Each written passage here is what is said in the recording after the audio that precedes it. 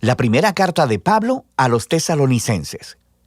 Esta es probablemente la carta de Pablo más temprana que tenemos, y su trasfondo se encuentra en el libro de Hechos, cuando Pablo y su colaborador Silas fueron a la antigua ciudad griega de Tesalónica. Y después de tan solo un mes, hablándole a las personas sobre las buenas nuevas de Jesús, un gran número de judíos y griegos comprometieron su lealtad a Jesús y formaron la primera comunidad de iglesias ahí. Pero se estaban cocinando los problemas.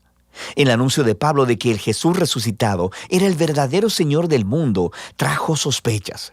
Así que los cristianos en Tesalónica eventualmente fueron acusados de desafiar al César, el emperador romano, cuando decían que había otro rey, Jesús. Y esto llevó a una persecución tan intensa que Pablo y Silas tuvieron que huir de la ciudad. Y esto fue doloroso para ellos porque amaban mucho a las personas que estaban ahí. Así que esta carta es el intento de Pablo de volver a conectarse con los cristianos en Tesalónica. Después, Pablo recibió un reporte de Timoteo diciendo que ellos estaban muy bien y que estaban floreciendo a pesar de la intensa persecución. Él diseñó la carta en base a dos movimientos principales. Primero, una celebración de la fidelidad de ellos hacia Jesús, y luego, un reto a seguir creciendo como seguidores de Jesús.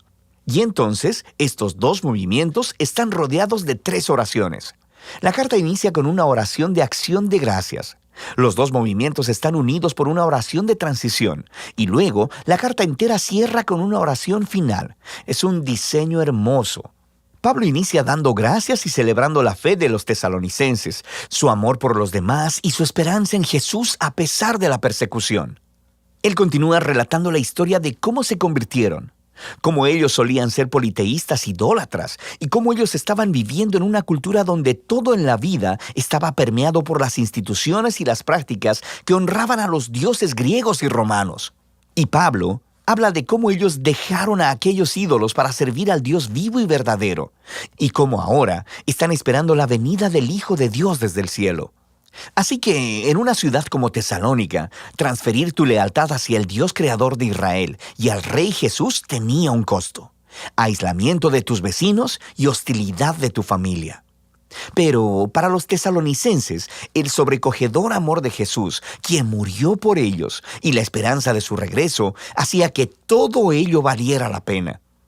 Pablo luego hace un recuento de la historia de su misión en Tesalónica y de las queridas amistades que él formó allí con las personas. Aquí él usa metáforas realmente íntimas. Ellos lo trataron como su hijo y él se hizo como su madre. Y como su padre, él dice, nos hemos complacido en impartirles no solo el Evangelio de Dios, sino también nuestras propias vidas, pues llegaron a ser muy amados para nosotros. Pablo nos recuerda aquí que la esencia del liderazgo cristiano no se trata de tener poder o influencia. Es acerca de relaciones saludables y del servicio humilde y amoroso. Pablo les recuerda que jamás les pidió dinero. Él simplemente fue a amarlos y a servirles en el nombre de Jesús. Así que Pablo continúa reflexionándoles en la persecución que tienen en común, del mismo modo que Jesús fue rechazado y asesinado por su propio pueblo.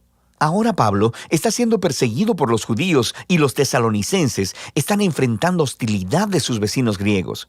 Y Pablo obtiene un extraño consuelo al saber que los sufrimientos que juntos padecen son una manera de participar en la historia de la vida y resurrección de Jesús. Pablo luego comparte acerca de la angustia que experimentó cuando escuchó sobre las dificultades que los tesalonicenses enfrentaron después de que él y Silas huyeron. Así que él envió a Timoteo para apoyarlos y para ver cómo estaban. Y para su gozo, Timoteo descubrió que ellos continuaban con firmeza, eran fieles a Jesús, estaban llenos de amor por Dios y su prójimo, y deseaban tanto ver a Pablo, tanto como Pablo deseaba verlos a ellos. De manera que Pablo concluye con una oración por resistencia. Y lo que es genial es que aquí él introduce los temas que va a tratar en la segunda mitad de la carta. Él ora para que Dios haga crecer la capacidad de ellos de amar, que fortalezca su compromiso por la santidad. Según ellos, fundamentan sus esperanzas en el regreso del Rey Jesús. Así que él abre el segundo movimiento de la carta, retándolos a vivir una vida que sea consistente con las enseñanzas de Jesús. De manera que esto significa, primero que nada, un serio compromiso a la santidad y a la pureza sexual. En contraste con la cultura promiscua y sexualmente destructiva que está a su alrededor, ellos deben seguir la enseñanza de Jesús de experimentar la belleza y el poder del sexo dentro del refugio de una relación de pacto matrimonial comprometida. Dios toma muy seriamente la impureza sexual, dice Pablo.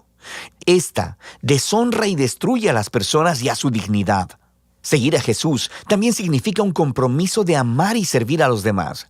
Así que Pablo les instruye sobre que los cristianos deben ser conocidos en la ciudad como personas confiables, que trabajan muy duro, no solo para ganar dinero, sino para generar recursos, tanto para sí mismos como para compartir generosamente con las personas en necesidad. Después de esto, Pablo trata varias preguntas que los tesalonicenses tenían respecto a la esperanza futura en el regreso de Jesús. Así que algunos cristianos en la iglesia habían muerto recientemente, muy probablemente asesinados como mártires, y sus amigos y familias se preguntaban acerca de cuál sería su destino cuando Jesús regresara. Así que Pablo deja claro que a pesar de su dolor y pérdida, ni siquiera la muerte puede separar a los cristianos del amor de Jesús. Cuando Él regrese como rey, Él traerá hacia sí mismo tanto a los vivos como a los muertos. Y Pablo aquí utiliza una imagen realmente genial.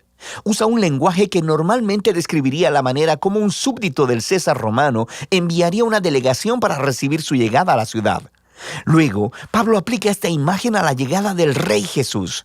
Cristo también será recibido por una delegación de su pueblo, quienes se encontrarán con el Señor en el aire, le dan la bienvenida y lo escoltan de vuelta a este mundo, donde Él establecerá su reino de justicia y de paz. Pablo quiere entonces que los tesalonicenses vean cómo esta esperanza debe motivarlos a la fidelidad a Jesús. Así que Pablo se burla de la famosa propaganda romana que dice que es el César quien trae paz y seguridad. Por supuesto, la paz romana venía a través de la violencia, a través de esclavizar a sus enemigos y de la ocupación militar. Y Pablo advierte que Jesús regresará un día como rey y confrontará esta clase de injusticia. Los seguidores del Rey Jesús deben vivir en el presente como si ese día futuro ya estuviera aquí, a pesar de la oscuridad de la maldad humana a su alrededor.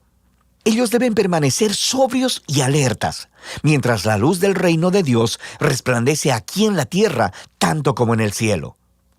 Pablo concluye todas estas exhortaciones con una oración de esperanza, de que Dios permee sus vidas con su santidad, que los diferencie para que sean completamente devotos y sin culpa hasta el día del regreso del Rey Jesús.